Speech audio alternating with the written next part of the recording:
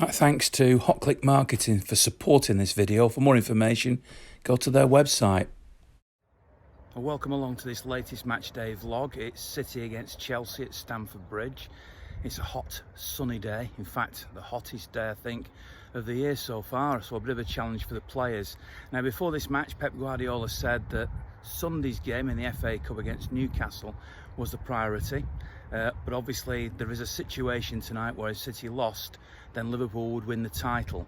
So it'll be interesting to see whether City fans from around the world and from everybody that I speak to tonight ahead of the game thinks that City should have their priority on Newcastle, whether a weaker team should be fielded tonight, and whether City at Chelsea really does matter. Because of course, if City were to win the game, then the Liverpool match at the Etihad Stadium, which will now be played inside the stadium, will now become a potential title decider. Let's see what people think. I wouldn't always believe everything that Pep says in the press. He'll try and play this game down, but he'll go there wanting to win. It's going to be the toughest test they've had, since they've come back. They've obviously had two games where they've won pretty comfortably.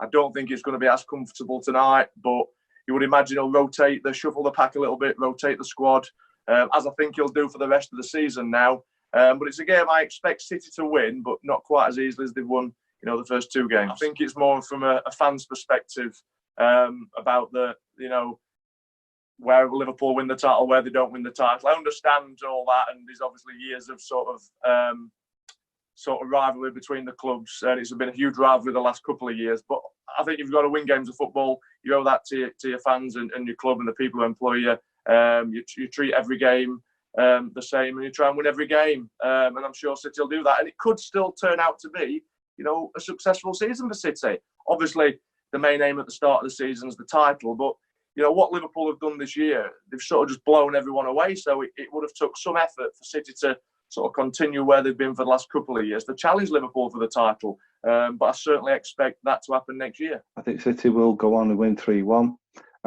Depends on what team he puts out and what tempo, but I think Chelsea will present us with more problems than Arsenal and Burnley have.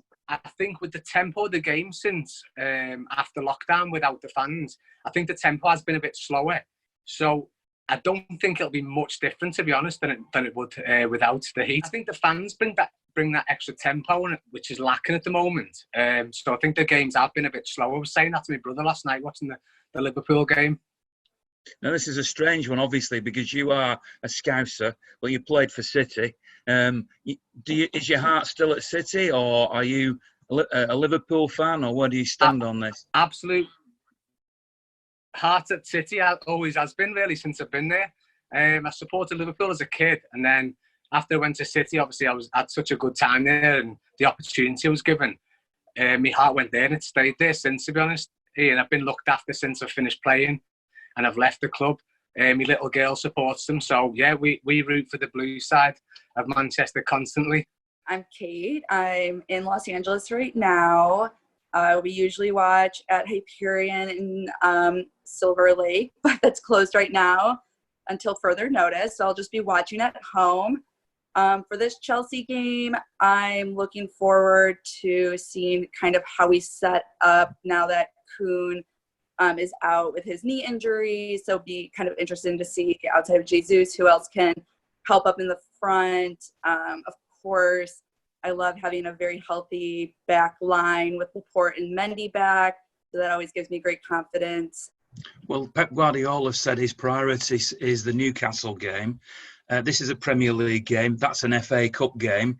From your standpoint, is there a priority? Do you have a priority between one or the other games? In terms of priority, it's the FA Cup's a trophy we can lift at the end of the season. So I get that. But I always take Chelsea seriously. So I hope that we still put out a good front 11.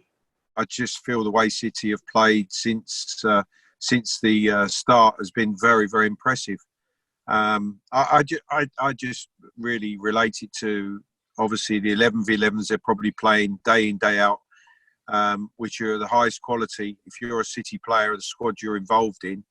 And they're taking that into the games, obviously behind closed doors, no atmosphere, but they're more than capable of producing the highest level, and that's what they've done. And it's a night for 5 substitutes from both teams, isn't it? Because it's hot and humid. Oh yeah, I think, and again, that's in the favour of Pep Guardiola, or the players he's got to choose from, the changes that he can make that can impact the game. He's in a very strong position. You played for both teams. Do you lean towards City or do you lean towards Chelsea? Well, I came back to London to Chelsea from City. Obviously, I really enjoyed my time at Manchester City. Fond memories. Really, really enjoyed living in the Northwest. Obviously, coming back to London, to West London, to Chelsea was a move back to what I call home. But I've such fond memories of City and what happened there that, I think I would certainly favour City. Obviously, what's happened to the club in the last few years has been nothing short of extraordinary in terms of where they've moved to, the quality of the squad and the team that Pep Guardiola can field. I think it's exciting times ahead for a number of years now for City supporters. My name's Richard. I run MCFC Mississauga, which is one of 2 official supporters club branches in the Greater Toronto area. We work really closely with the guys at Opera Bob's in Toronto. Lots of great blues down there, and also in our branch as well.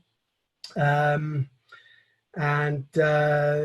today, it's going to be a tight one today. It's the last 2 matches have been a little bit too much like training sessions to watch, I think. And today's going to be a challenge. Chelsea,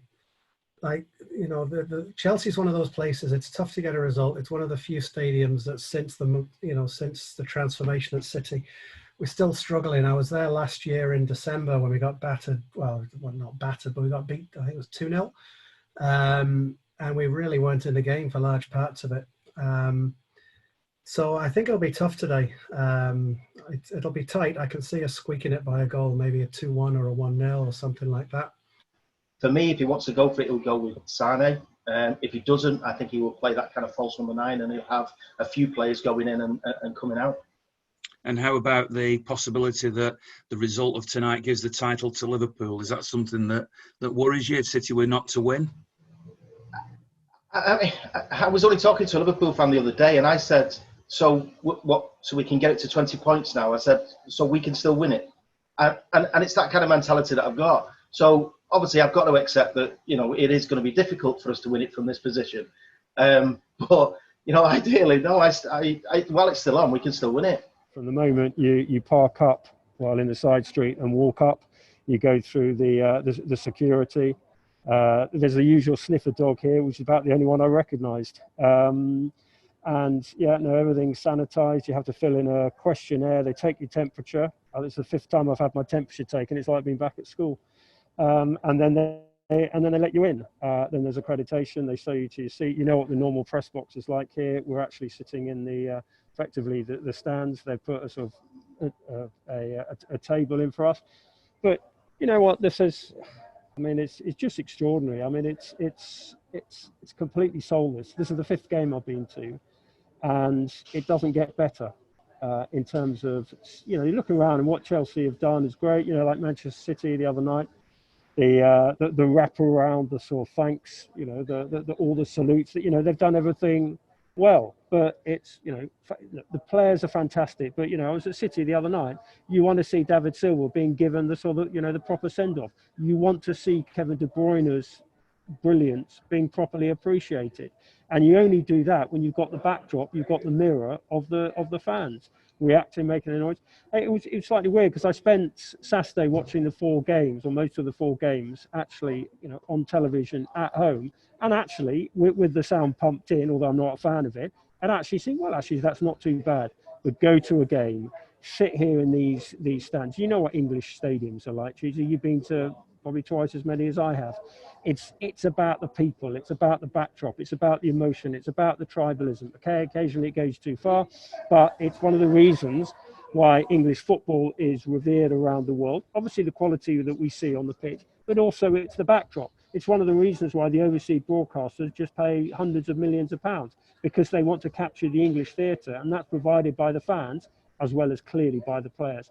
So, I'm here because I love football. I'm going to games, but I tell you, Cheesy, it's so weird. We did a survey for the football supporters association, Ian, and the majority of those who answered the question didn't want games to go ahead. You know, football without fans is nothing, basically, is the general answer. And I think most people that I speak to think exactly the same. And I think the proof of the pudding has been in the eating, as so to speak, because watching these games has been very, very difficult, hasn't it? I always want City to win, but I think the reality is I would rather them, if they're going to win the league, I would probably rather them win the league tonight, and then they come to the Etihad next Thursday and we give them a right good beating, and then we're the first team to beat what will be the champions of this season. I would probably prefer that. I wouldn't like to win tonight and risk the possibility of them coming to the Etihad and winning the league at the Etihad. I'd rather we face them, and if they're going to be champions, give them some form of guard of honour, because again, they deserve that. I don't want to be petty about it. But yeah, give them a right good hiding as in their first game as champions-elect. Delhi, India, and it's midnight right now, so we are just awake with a cup of coffee and seeing the team tonight. We already knew that Pep Guardiola wouldn't be starting Gabriel Jesus, so we were quite sure that most probably it would be Sterling, because it won't be Gundogan or Bernardo Silva. So I think that Sterling will be played in sort of a role where Guardiola has played with. He played Mario Götze in Bayern Munich in the same role, or even so. What I think is Sterling would be played as a false nine, and Bernardo Silva and Kevin De Bruyne, they will switch between them. Like Kevin De Bruyne, he played in Belgium at the right wing, and I think that they will be switching the flanks, and either of them can score. And the role they can play in the destiny of the title is of little interest to Frank Lampard and his players, and of course there'll be no shortage of fight from Manchester in the face of severe Manchester City pressure. But there's the full-time whistle. I mean, it was an entertaining game to watch, just because there were so many opportunities in it. Obviously, Kevin's free kick was exceptional. And then I think if Raz was able to get that last one in right afterwards, it could have opened up the game completely different. But, I mean, it is what it is. It looks like Chelsea was putting it all. They've got top four finishing to worry about, and we'll just move on to the next. We still got some silverware to win, so it's not all over yet. Are you glad that it was over tonight rather than it would have happened at the Etihad against Liverpool potentially? 100%. I think that's kind of been my feelings this ever since COVID kind of hit, was at least we were able to celebrate our championships together and with people. I know that sounds bad, but whatever. I thought it's probably typical of City's season, I think, tonight. I thought we played very well, in control pretty much in the first half without creating overly too much. A daft defensive mistake, a worldie of a goal from Kevin De Bruyne. And actually, when Kevin De Bruyne scored, I thought there was only going to be one team that was going to go on and win the game. But as you know, Ian, we've been watching City way too long to get too carried away by that. Listen, congratulations to Liverpool, Sky Sports, BT, and the British media, all of them, for winning the Premier League 2019-2020. Enjoy it, because we've enjoyed 4 of them. You've only got 3 to catch up on us. Seriously, as I said before the game, they do deserve to win the league this year. So I seriously hope they can enjoy it. I hope they can have a few days partying, and they're going to come to the Etihad on the 2nd of July as champions. We'll give them as much as a guard of honour as we can, and then give them an absolutely right pummeling, hopefully. The mentality for me in that final 10 minutes, final 15 minutes, 16 minutes with the 6 minutes added on, has irritated me like you wouldn't believe. In fact, I'm more annoyed at that mentality in that final 16 minutes than I am at the fact that they've won the league. I'm annoyed because once we conceded that second goal and the players almost kind of got wind of the fact that that now means that they've won the title at 2-1, it just seemed like we weren't chasing a point, and we'd almost kind of given up on a point. And for me, I can't accept that. I'm really annoyed at the 2-1 loss tonight, and forget what's gone on over there. I'm just really, really, really irritated that we've not come away with a point. Really am. At least a point. Have you got some praise for Liverpool? Because we know that they played really well this season. I certainly feel they deserve the title. We let ourselves down, didn't we, in certain individual games? And Liverpool were very good at grinding results out at certain times. And in my opinion, and you know what, this is my opinion, scraping through games at times as well. There's a difference between scraping and grinding. And at times this season, they scraped through games that maybe on another day they wouldn't have won. Fair play to them for getting the most points in the table. That wins you a title, in layman's terms. I don't think it's been the best style of football in the league. I still think we play the best style of football in the league. And I still think they're the best side in the league. The points tally doesn't say that. Well done for them. Well done to them, sorry, for getting the most points in the league. But as far as I'm concerned, we're still the best team in the league, Ian. What do you say to any Liverpool fans? Because there will be some who'll watch this. What's your message to them? Well, congratulations. You know, you've waited 30 years. Enjoy it for this season, and look forward to next season. And in the bigger picture of the FA Cup and the Champions League, which are now going to be City's priorities, does that performance, that result today, worry you, or was that just one of those things with the handball and the rare mistake, if you like, at the back? No, yes, it does worry me a little bit, because I think we are capable, unless we get that right pairing.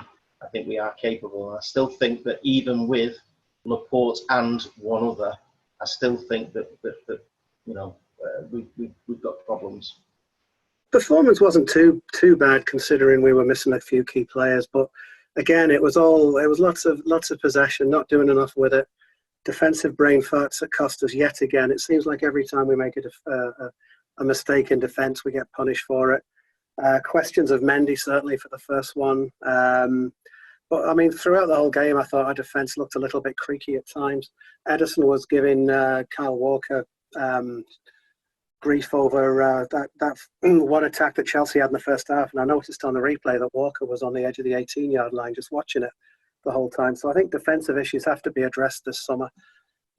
Just not good enough all in all, and you know, disappointing. I don't blame Fernandinho too much for what happened. I mean, you know, he's a smart guy. He's thinking he's on the blind side of the referee and he might get away with it, but what can you do? I mean, congrats to Liverpool. They've been the best team this season.